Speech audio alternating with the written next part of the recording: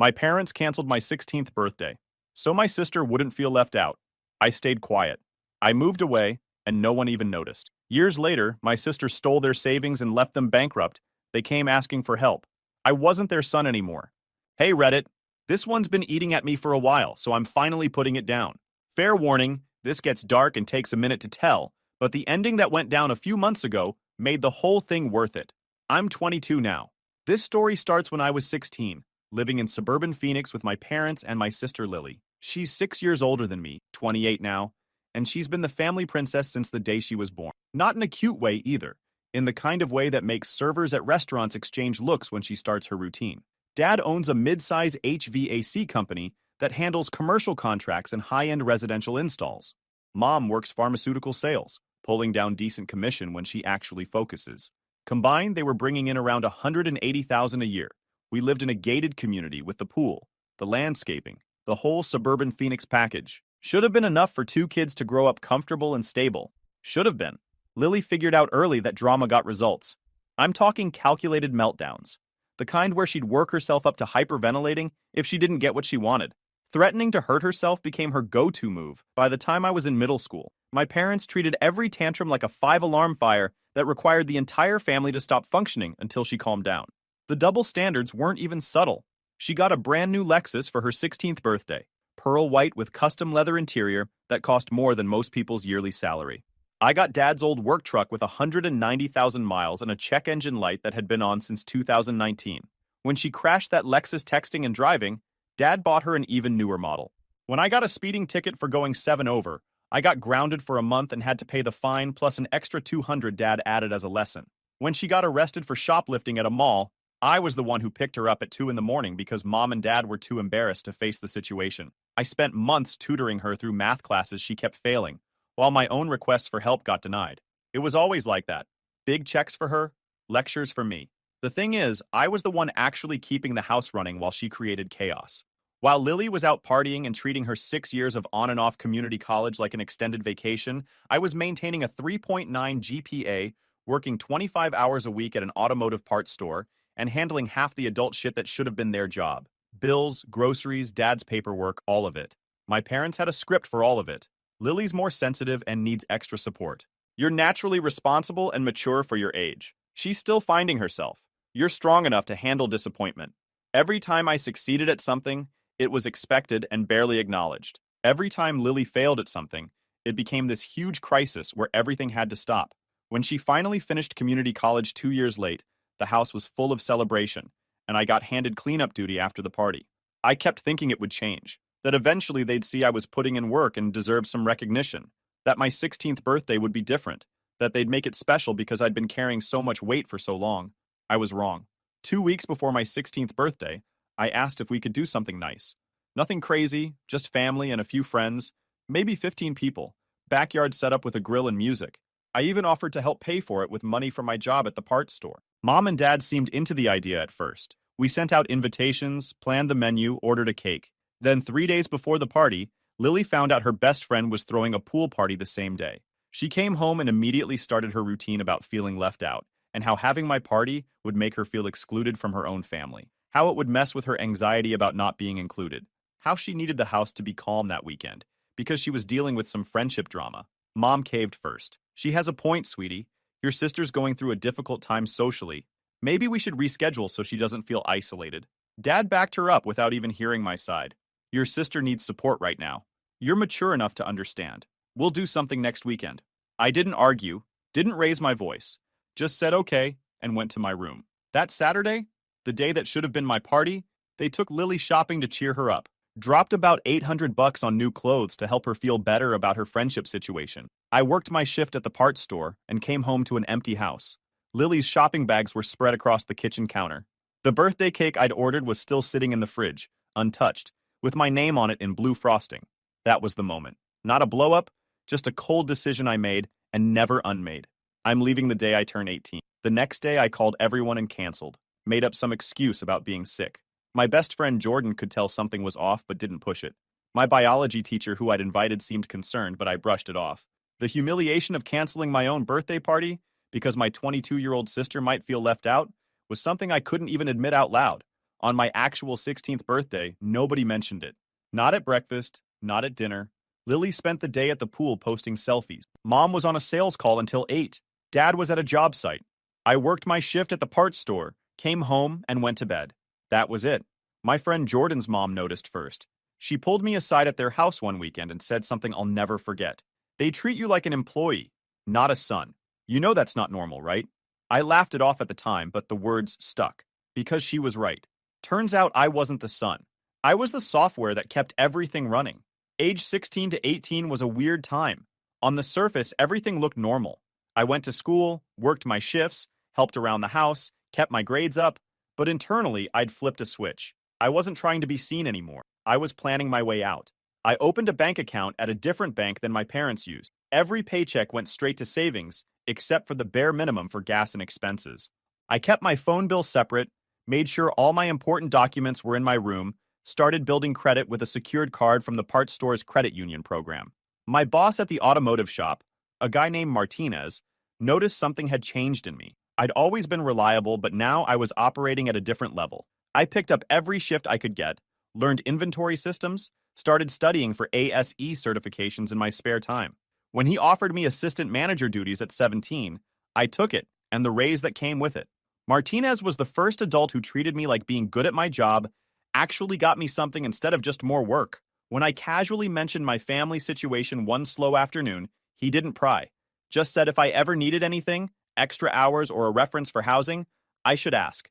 That conversation mattered more than he probably realized. The favoritism at home kept escalating, but I'd stopped caring, stopped expecting anything different. Instead, I focused on what I could control. Saved aggressively, studied hard, worked my hours, kept my head down. Started doing less around the house too, on purpose. Stopped reminding Dad about bill due dates. Stopped organizing Mom's client follow-up spreadsheets. Stopped covering for Lily's messes. I also did something else that turned out to be critical. Started monitoring my credit through one of those free services. Froze my credit at all 3 bureaus when I turned 17.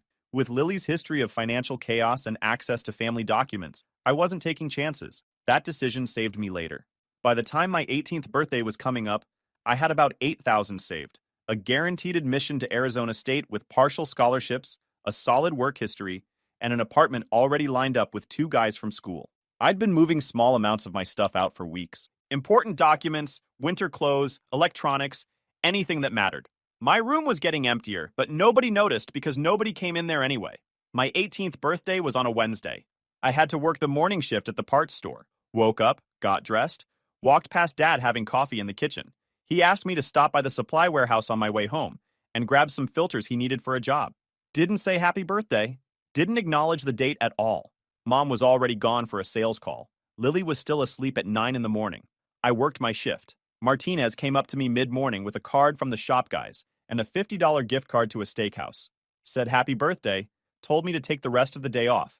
I almost lost it right there in the stockroom, but held it together. Went home around 2. Dad was at a job site. Mom texted that she'd be late. Client dinner.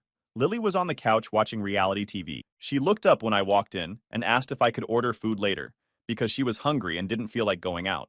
Didn't ask why I was home early. Didn't say happy birthday. Didn't acknowledge me beyond asking for food. I walked into my room and locked the door. Pulled out the 3 duffel bags and 2 boxes I'd staged in my closet. Packed up the rest of my stuff piece by piece. Clothes, laptop, documents, photos I actually cared about. Unplugged the mini fridge I'd bought myself. Wrapped it in a blanket.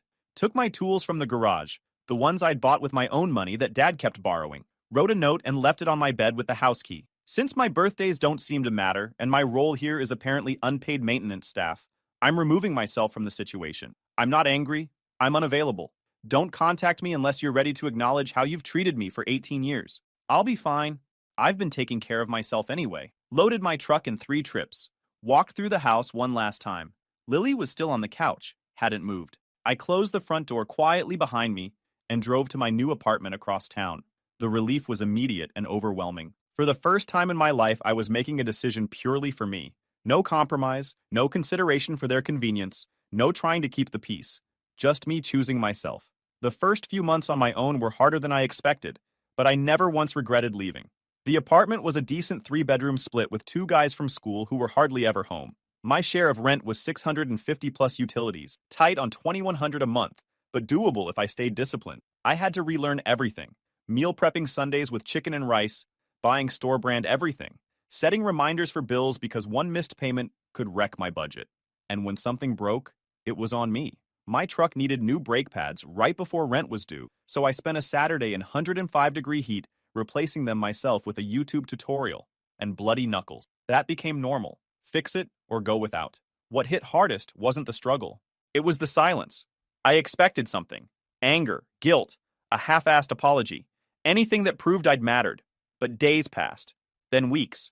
My room was empty. My truck gone. A note left on my bed. And still nothing. I checked my phone constantly at first, hating myself for it, waiting for a guilt-trip voicemail or an angry text. Instead, radio silence. It confirmed what I'd always suspected. I wasn't a son. I was a function. And functions don't get missed. They just get absorbed back into the system with slightly more chaos. Jordan kept me sane. He never pushed, just made sure I wasn't drowning in my own head. His family had me over for dinners, normal dinners, where people asked about your day because they actually cared. His mom packed me leftovers like it was routine. Work became my anchor. Martinez bumped me up to assistant manager. 32 steady hours, health insurance, responsibility that actually meant something. I started learning the business side, building relationships with regular customers, people who appreciated effort instead of exploiting it. Then classes at Arizona State started. Full course load plus work. Brutal. Some weeks were 5 hours of sleep and gas station caffeine. One night I had a fever of 102 and still dragged myself into work because rent doesn't care if you're dying. At 3 in the morning that night, sitting on the bathroom floor shivering, I wondered if I'd made a mistake. If surviving that house would have been easier than this. Then I remembered my 16th birthday, watching them take Vanessa shopping while my cake sat untouched in the fridge. That snapped me back. I got up, took more meds, slept 2 hours, and went to work. Closest I came to breaking, but there were wins. Rent paid on time, an emergency fund slowly growing, my credit score climbing, an A on a college exam. The first time I realized I was actually good at this stuff when I wasn't carrying a collapsing family on my back. Around month 3, I hit a milestone. Emergency fund at 500, grades solid, bills handled. So I bought myself something small but huge to me, a used PlayStation 4 for $120. 2 controllers, a couple games. I set it up in my room and just stared at it for a second. It was the first thing I bought just because I wanted it. Not a tool, not survival, just joy. Played for an hour before homework. It felt like proof I wasn't sinking. 6 months in, I finally had a rhythm. Work, school, sleep, repeat. Simple, stable. The loneliness was still there, but softer, manageable. I stopped checking my phone for messages that were never coming. And then, in January, I met Clem. Clem was working the register at a coffee shop near campus that I'd started going to between classes. We'd made small talk a few times, nothing serious, but one day she noticed I was studying financial statements and asked if I was in the business program. Turned out she was too. Different schedule, but same major. We started meeting up to study. Study sessions turned into coffee dates. Coffee dates turned into actual dates. She was easy to be around. Didn't need me to perform or prove anything, just liked me for who I was. When I eventually told her the basics of my family situation, she didn't make a big deal out of it. Just said that sounded rough and she was glad I got out. No pity, no drama, just acknowledgement. 3 months into dating, she invited me to dinner with her family. I was nervous as hell. Her parents lived in Mesa, about 30 minutes out. Normal house, normal neighborhood, her mom taught elementary school, and her dad worked for the city water department. Solid middle class, nothing flashy. Her brother Alvin was there too. 2 years older than Clem, worked as a welder into motorcycles and old trucks. He gave me the big brother evaluation when we met, sizing me up to see if I was good enough for his sister. I kept my answers short and honest. Didn't try to impress him, used a little deadpan humor when he tested me about my old truck. That got a laugh. But what really got me was how her parents treated me. They asked about my classes and actually remembered details from week to week. Asked about work, about my plans after graduation. Her mom kept offering more food, making sure I had enough. Her dad told stories about when he was in college working full-time. Normal stuff, but to me it felt surreal. At the end of the night, Alvin pulled me aside while everyone else was in the kitchen. Said he'd heard bits about my situation from Clem. Nothing detailed, but enough to know I'd been on my own for a while. Then he said something I didn't expect. You ever mess with motorcycles? Got a project bike in my garage. Could use another set of hands if you're interested. I'd always been into mechanical stuff, but never had the time or space to actually work on anything. I told him, yeah, I'd be down. Every Saturday morning, I'd head to Cam's place, and we'd work on his project. A beat-up 1984 Honda Nighthawk 650 he'd picked up for 800 bucks. The thing barely ran. Needed everything. Alvin was patient, never made me feel stupid for asking basic questions. Showed me how to read a service manual, how to organize tools, how to work through problems the right way. We started simple. Oil, battery, fluids. The carburetor took us 3 Saturdays to get right. Then came the electrical system where the previous owner had hacked everything. We spent weeks tracing wires, replacing connectors, fixing grounds. The work itself was satisfying, but what really mattered was the time. Alvin and I would wrench for a few hours. He'd order pizza around noon. We'd eat sitting on his garage floor talking about nothing important. Never brought up my family situation unless I did first. Just treated me like a person worth being around. After 4 months, we got the Nighthawk running. Alvin kicked it over and the engine fired clean. He took it around the block, came back grinning, then tossed me the keys. Your turn. First time I'd ever ridden a motorcycle. 2-minute crash course on clutch and shifting, then I rolled out of his driveway. The rush of that machine responding to me, something we'd built with our own hands, was unreal. Came back 10 minutes later grinning like an idiot. Alvin just nodded and said good, but it felt like approval I'd never gotten from my actual family. Around this time, I bought my own project. 1982. Yamaha Virago 750 off Craigslist for 600 bucks. Rough, neglected, covered in rust. Owner said it ran 2 years ago, but now wouldn't start. Perfect. Alvin helped me load it, and we started working on both bikes. The Virago became mine to figure out with Alvin coaching from the side. Saturday mornings became sacred. Wrench from 9 to 2, then head inside. That's when the PlayStation came into play. I'd started bringing my console over after Alvin mentioned he had a good TV setup. We'd game for a few hours after working on bikes, just decompressing. Started with racing games, then moved into co-op shooters. Just hanging out with zero expectations. That's when I figured out what actually being relaxed felt like. Got to the point where I'd show up with my controller, and Alvin would already have snacks ready. His wife would make lunch for us around noon. We'd eat while taking a break from wrenching, then finish up and transition to gaming. Clem's family became my safety net. Her mom would text me about bringing leftovers to my apartment.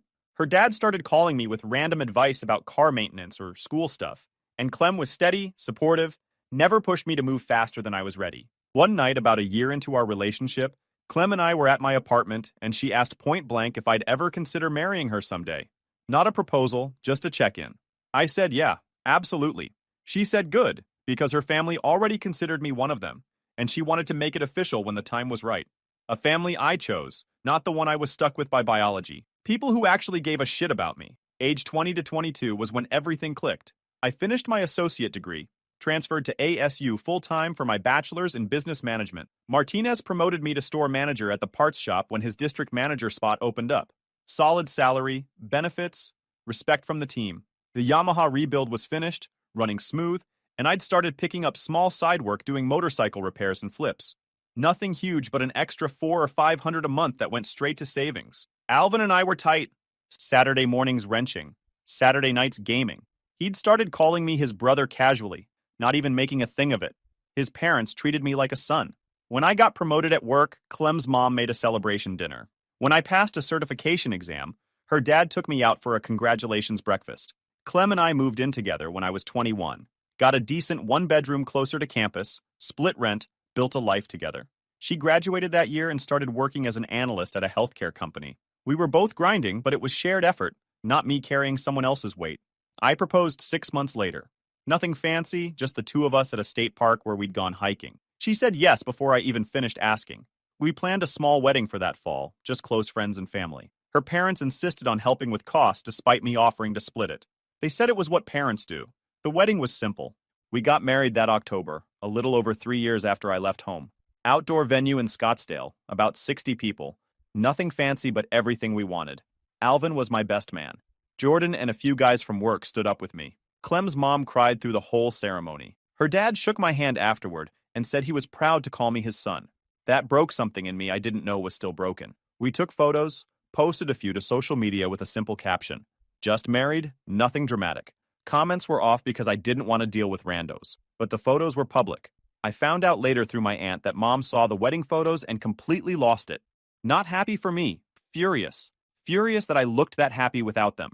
That I'd built this whole life with Clem's family and never once needed them.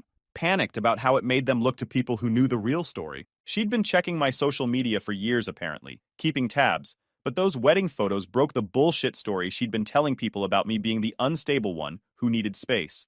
I didn't know the full extent of what had been happening with my family until after they showed up.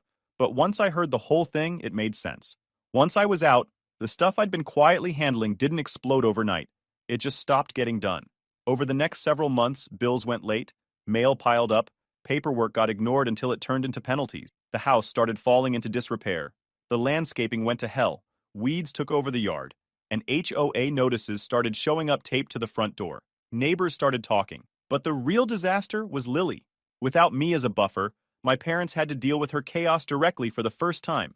She dropped out of college, couldn't hold jobs, kept getting arrested. Shoplifting, DUI, more shoplifting. Each arrest meant lawyers, court costs, thousands in fees.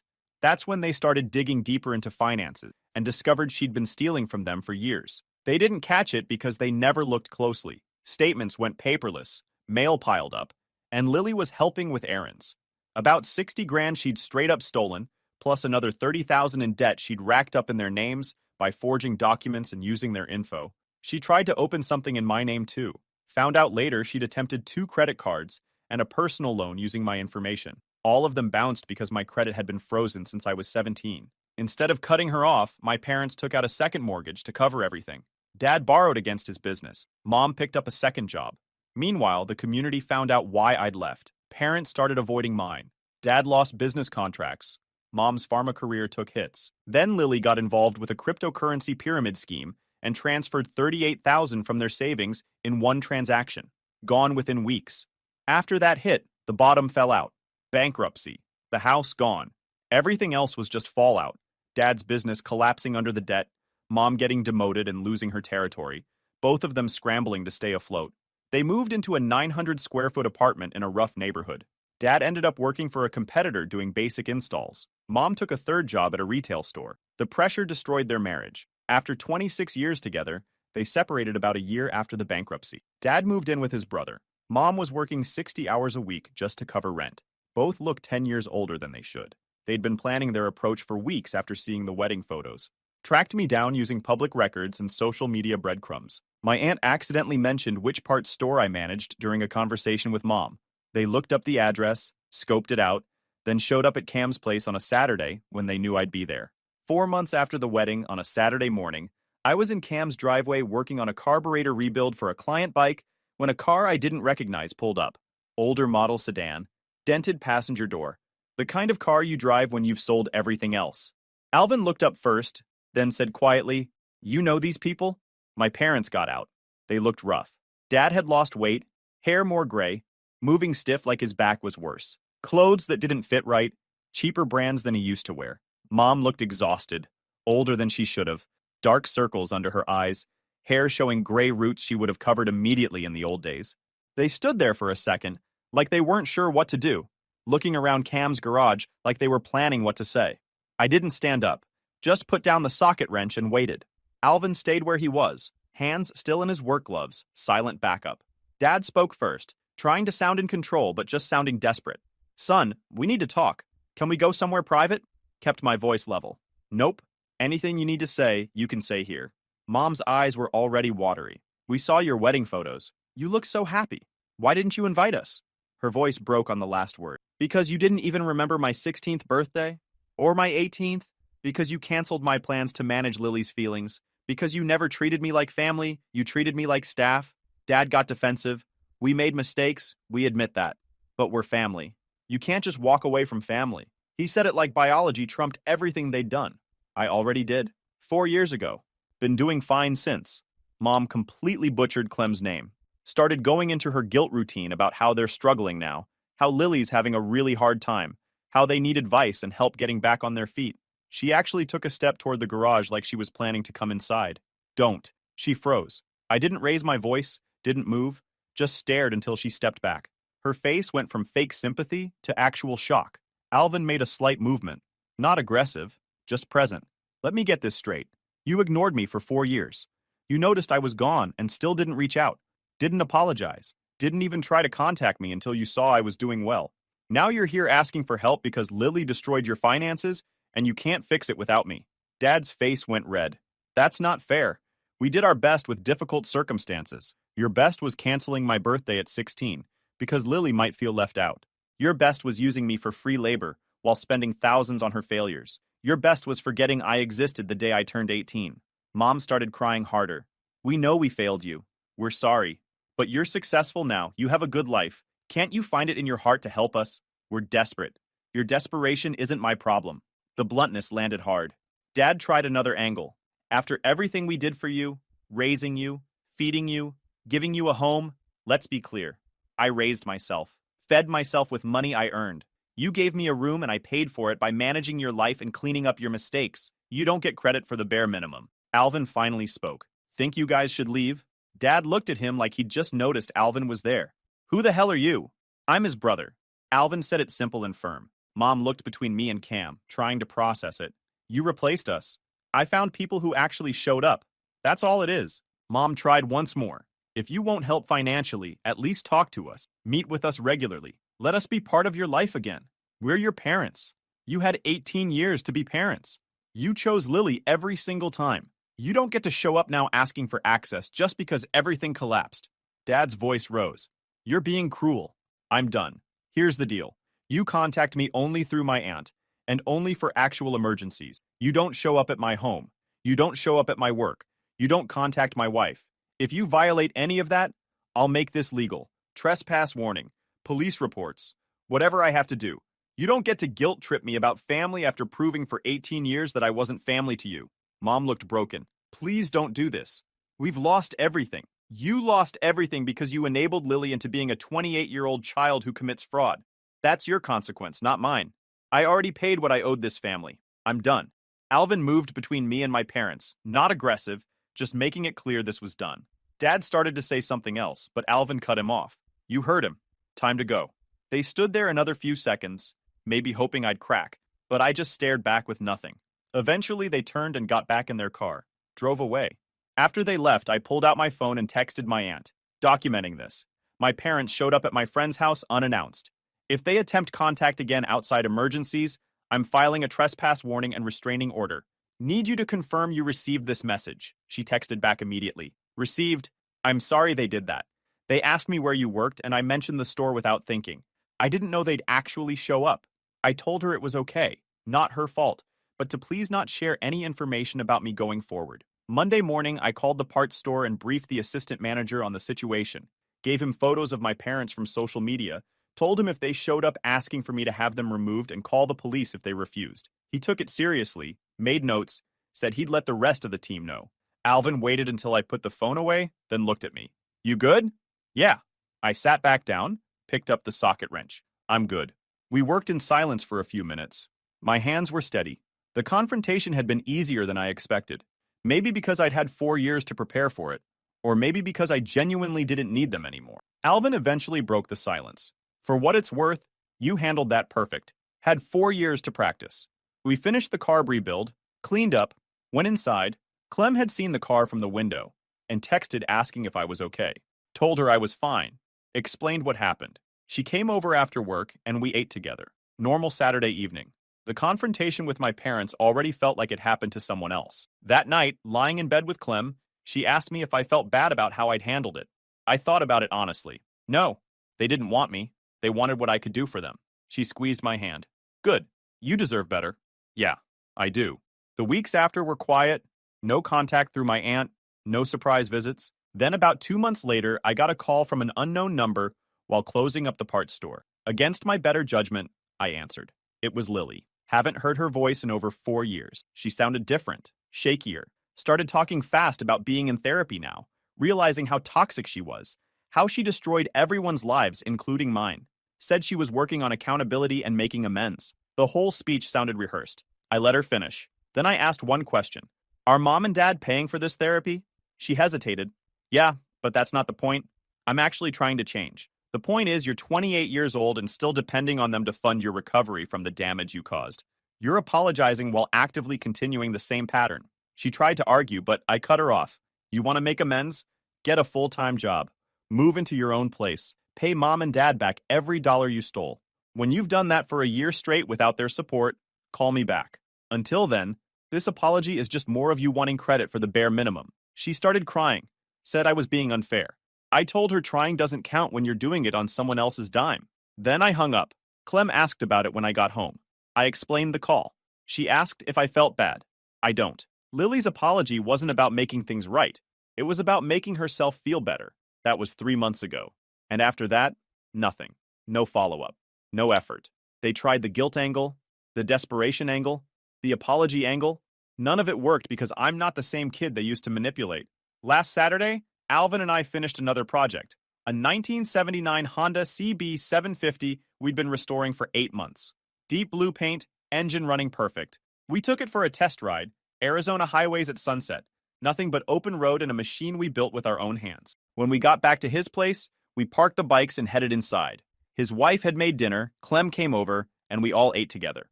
After dinner, Alvin and I fired up the PlayStation and ran a few matches. Normal Saturday. Peace. This is what winning looks like. Not some dramatic revenge or reconciliation. Just a normal evening with people who value you. Building a life that doesn't include chaos or manipulation. My parents chose Lily over me for 18 years. They taught me I didn't matter. I learned the lesson and applied it back. They wanted access. I chose peace. Guys, we are so close to hit 100,000 subscribers on this channel. If you are not subscribed to the channel, please consider subscribing. It really helps hit that 100,000 mark. Thanks for making this dream come true.